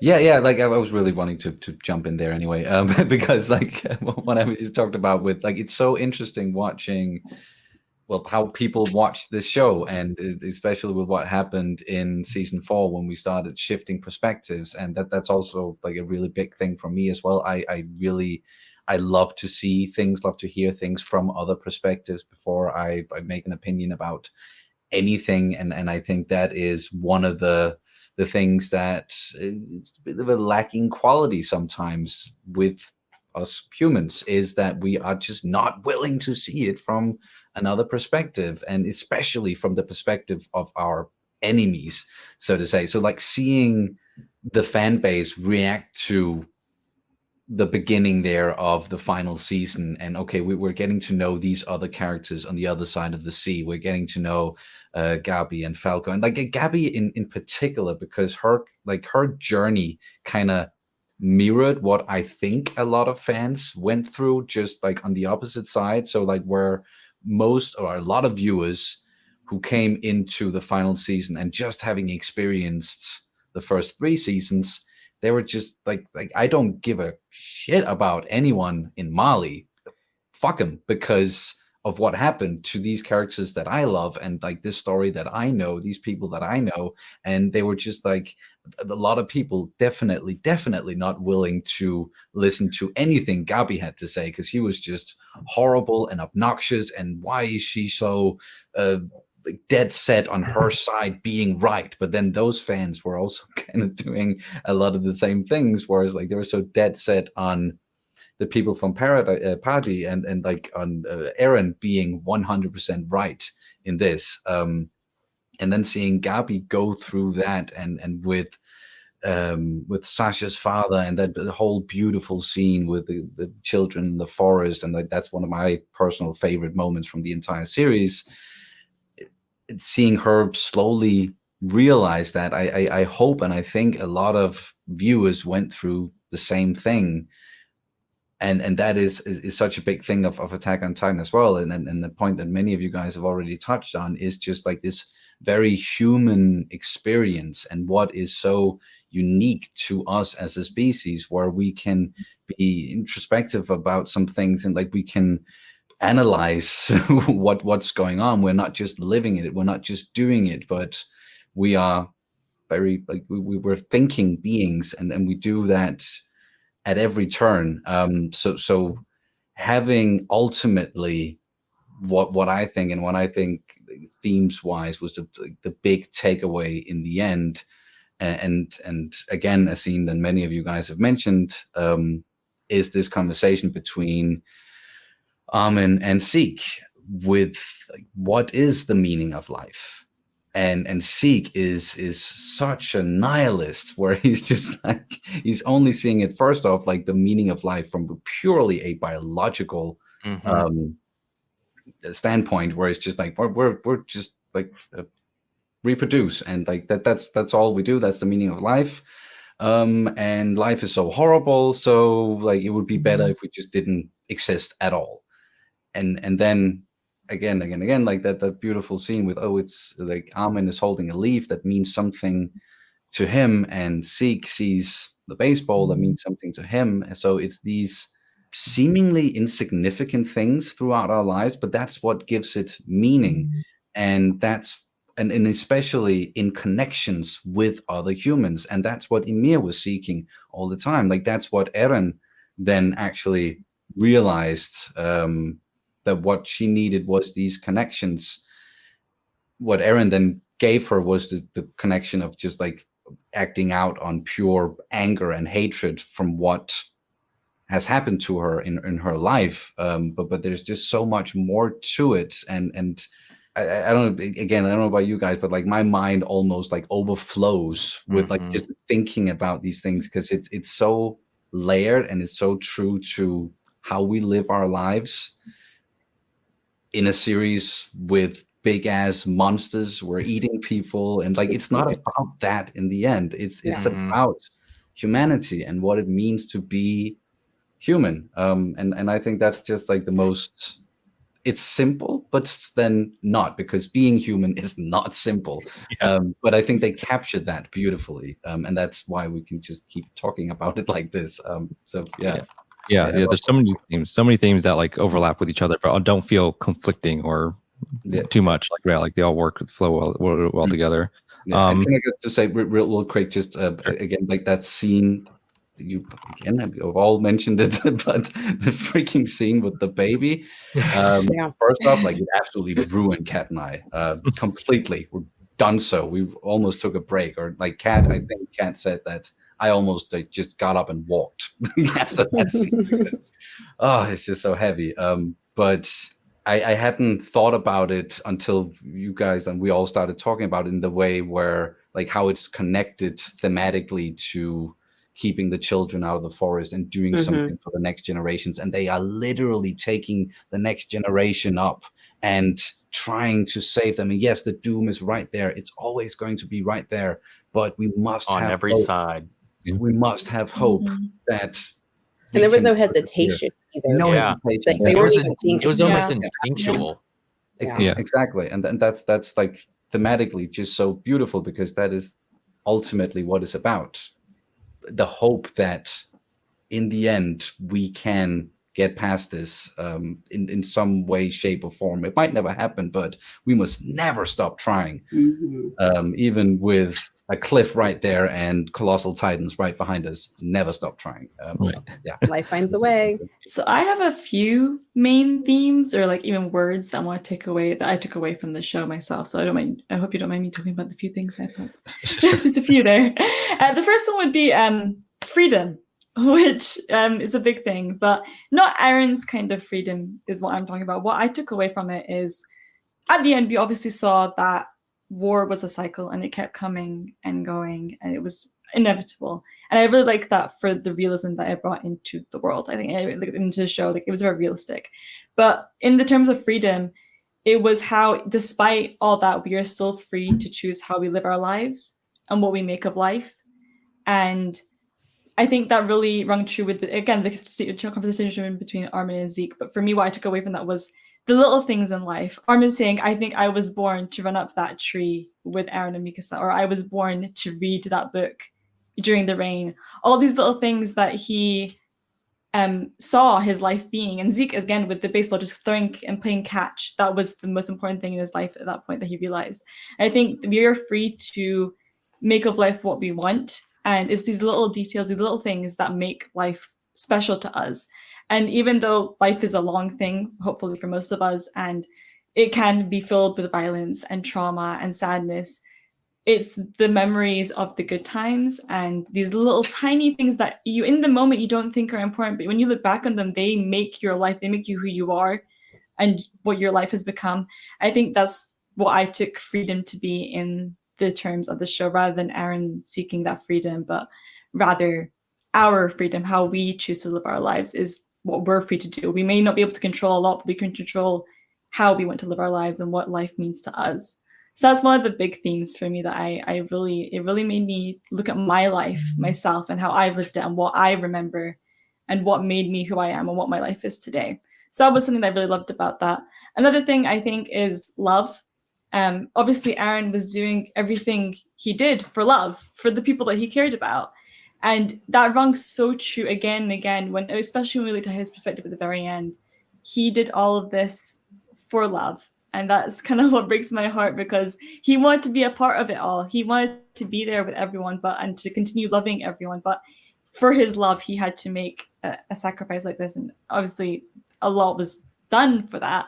But in the end, it was for love. And again, also Mikasa, her love, she loves Aaron. But despite that, she had to make that sacrifice for the greater humanity. It's just the complexities of love were explored so well in the anime, and just people loving each other from different sides, being on different sides, but learning to love each other as well in that sense.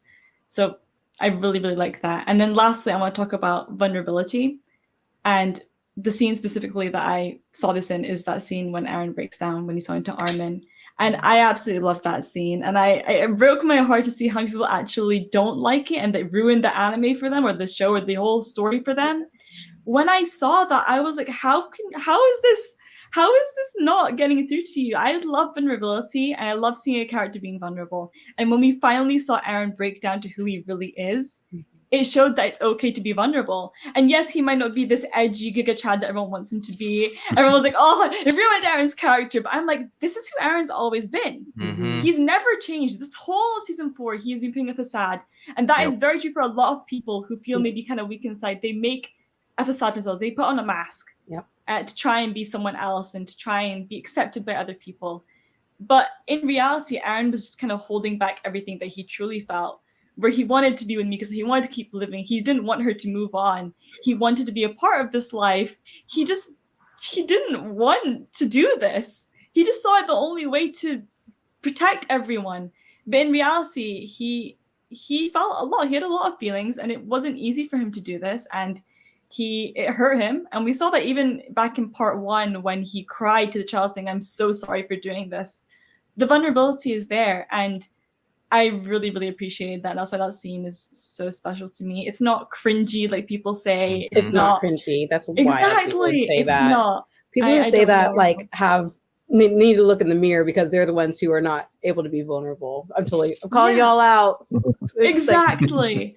Yep.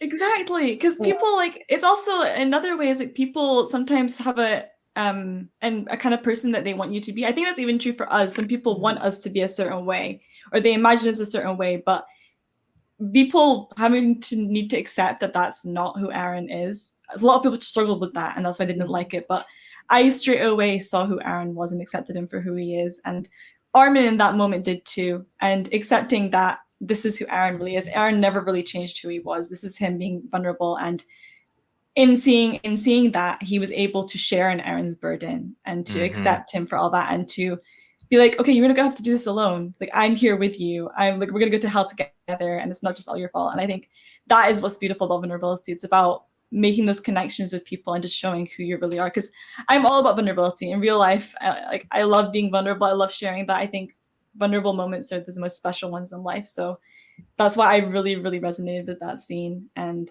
I will fight anyone who says they don't like it. That's overall my 3 things: freedom, love, and vulnerability. Omni, I know you mentioned just a little bit about the Icarus and kind of your reflection on that. Do you have any sort of final thoughts on the show and what it kind of meant to you?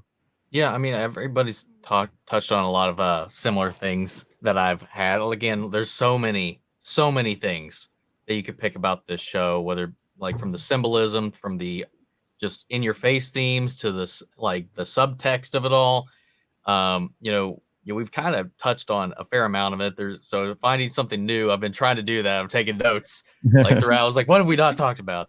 But one thing I wanted to talk about that kind of piggyback off of what Sunny said, and also what May said, was that there's this idea of existing.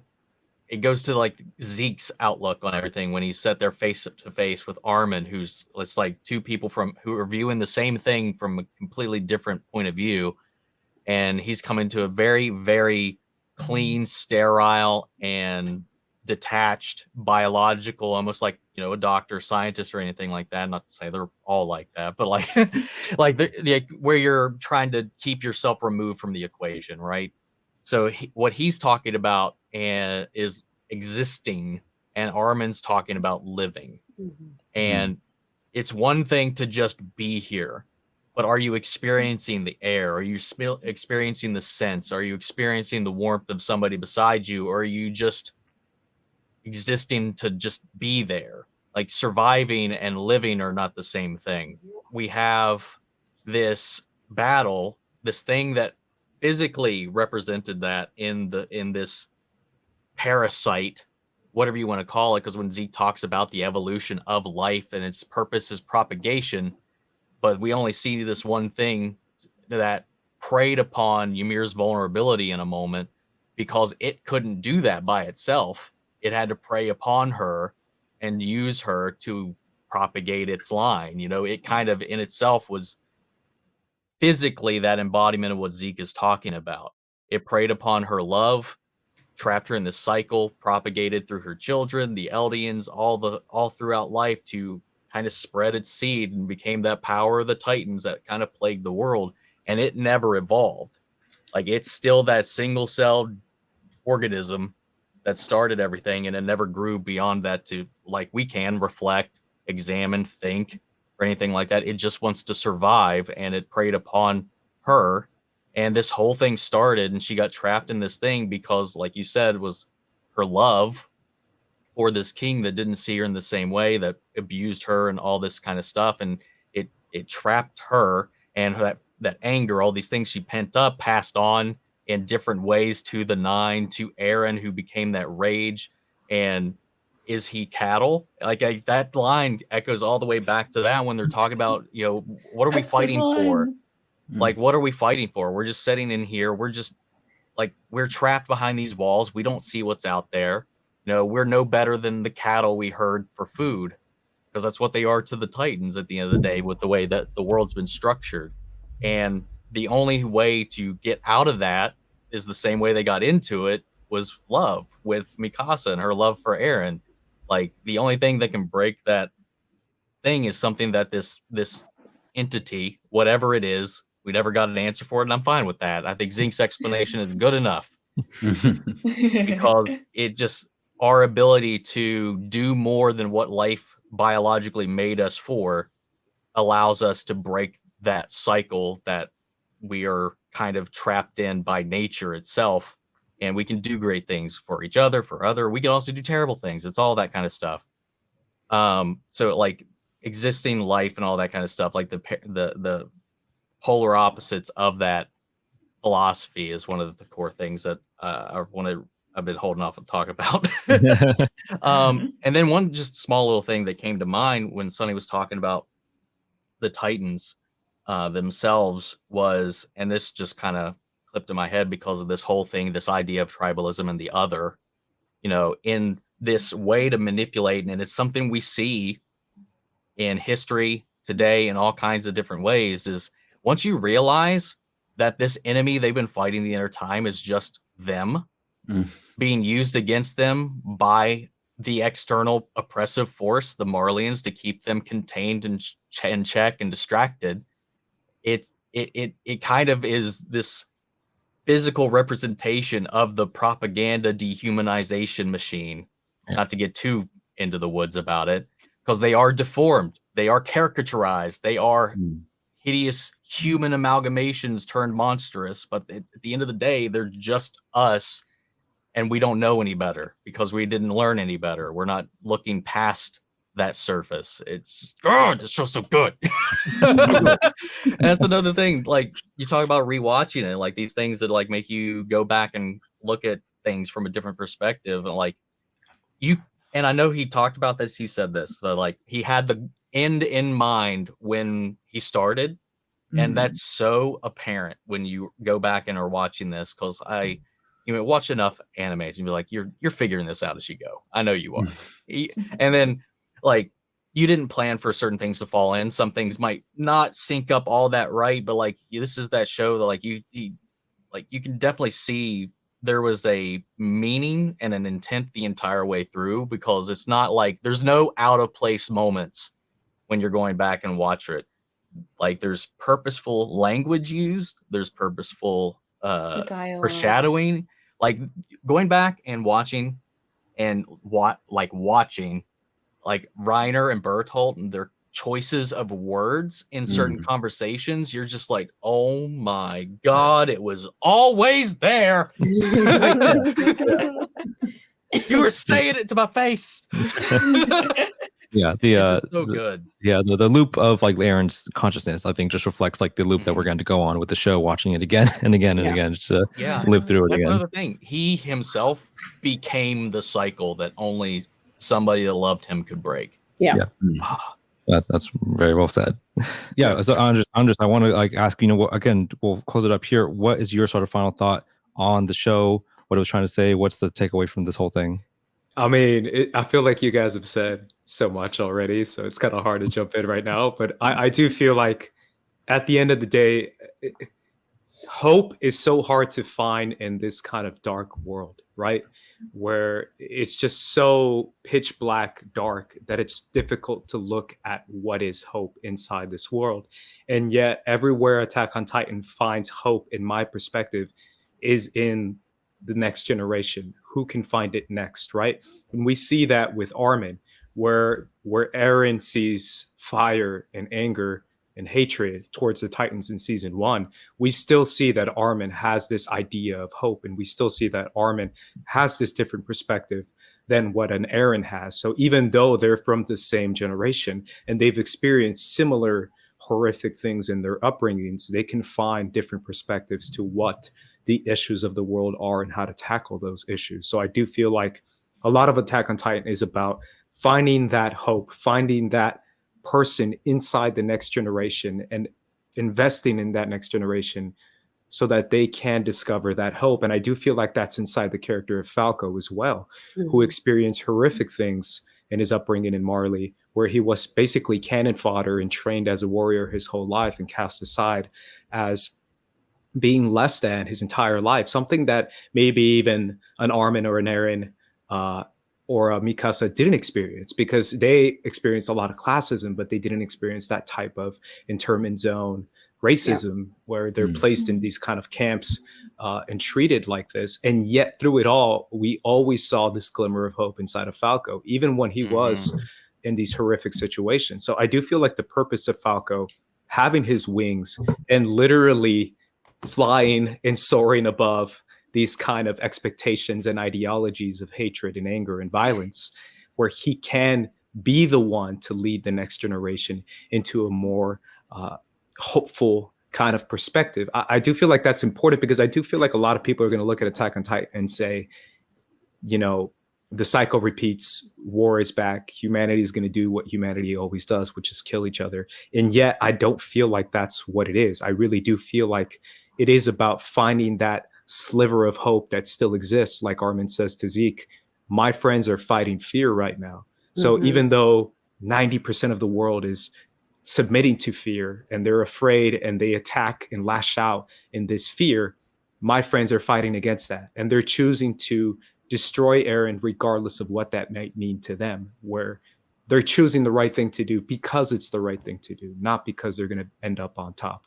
So I do feel like finding that next generation to lead ourselves out of this black hole that we're placed in is important, in what is Attack on Titan is trying to say at the end. Because again, I keep going back to the Jaegerists, but I really do feel like Paradise could have had a chance to even extend its level of peace if it wasn't this kind of idea of like fear of retaliation of the outside world, is what Historia says in that outro. And I'm like, we're back to fear of the outside world, instead of realizing that people like Onyakopon, people who are from the outside world and want to try and see beyond this hatred and violence and fear, is possible. And we should try to reach that regardless. And we maybe shouldn't invest in military might and shouldn't invest in fear, but invest into peace and into the next generation. And I think that's why that kid at the end, I know we haven't even talked about it, but I think that's what that symbolizes. It symbolizes through it all, there is another generation that's going to come about. Through it all, life lives on, and it's inside this kid, and hopefully this kid can see something different than what this previous paradise saw. Yeah. Can I say something quick to that? It's just the kid is just like the symbolism of the kid finding the cave versus Ymir finding the cave, where Ymir is doing it in a panic and trying to get away, being chased by dogs, and this kid is just finding, with his exploring, and he's like with a dog, like And it's it's hopeful. dog, friendly dog, and it's hopeful. So it's like, okay, this is like a little sliver of, okay, it might repeat, but this time it could be better because of even if that thing is in there, you know, it latched onto Ymir's fear or hatred or all that. If he goes in there, like, sure, if that thing is still there, if the power of the Titans or whatever it might follow, because that's just manifested from Ymir, her vision for, you know, creating the paths and all that stuff. It kind of like manifested her will in a way. So that could look completely different for him, because their introduction to that tree, that cave, like artistically is very different. When we see it as Ymir, it's faded, it's sepia, it's just this ominous thing. But when he stumbled upon that tree in the wake of all of that desolation, nature had reclaimed the world. It was bright, it was green, the sun was out, it was shining, the sky was blue, and the tree was just a tree. And he was just walking around with his dog. Like, if you go in there with that kind of mindset, like, if that happens, like, you know, parts of it may continue, but it's better than where we were. If it were, that there's a hope that it could be, at least, you know. I think that is just indicative of what the sort of, you know, broad concept of the Titans is for the show, and the ultimate thesis of the show. Like, humans are like really the issue of like why this aggression, you know, cycles through. The Titans was just like a tool or like a power that was being abused by those people. This next generation, as you're saying, Andres, can find that same power. Maybe they can use something, use it for better. You know, they don't have to use it through the trauma that they were experiencing when they found it. I think that's kind of like a great way to sort of put a button on this whole thing. We'll start to wrap it up here because I know it is late for everyone in attendance here. For at least our European friends. I know he went on to go on forever. I mean, we're just barely scratching the surface of what the show is, like, really. I mean, I've already talked to like my significant other about it for, you know, hours on hours since the finale aired last week, and we're going to go on talking about it, like, I think forever. I think it's a timeless story, like, really. And that's what the beauty of it. 100%. As long as people will be around, like, the story will be relevant and it will be applicable to our personal lives, to the world. And I just really appreciate what's done. Also, just like, you know, here, like, being able to chat with people from around the world about our thoughts on this thing, and just like that in itself has a power that I think is like something I will never not appreciate. So we Going will off wrap of that up here. really quickly, I Sure. can't wait in 10 years' time to see people come to this anime, having it in the same yeah. size as like Naruto and Bleach and all those old ones. This is now that big classic old one, and then experiencing it for the first time. For real. I'm definitely gonna show it to my son. Me too. Because I have in about 18 years. Not soon, yeah. And I'm just getting my kid into Demon Slayer, so I think we'll hold off. Thank you so much for joining us, everyone, today. You guys, the participants, the audience, for watching this on Monday, as we're going to go out in a couple of days after this is recorded. We really appreciate anyone who's here to, again, celebrate the show, what it's meant to us for the past, like, for me at least, for a decade now. Going off, just waiting for like the ending. I'm honestly grateful that I have lived to see the ending. That's honestly what ran through my head when I finished it. I was like, I'm glad I got to see it. Like, I'm glad I'm still here, and that we're also here. So thank you so much for joining us. We will catch you on the next episode of this Crossing the Streams, a new series coming from Passionfruit. If you saw this on YouTube, please like and subscribe, all that great stuff. If you find us on the newsletter, please subscribe to that as well. Visit passionfruit.com for more news on content creation and creators' labor issues. That's our bread and butter. Thank you so much for joining us, and have a great time. Thank you. Bye. Thank you. Thank you.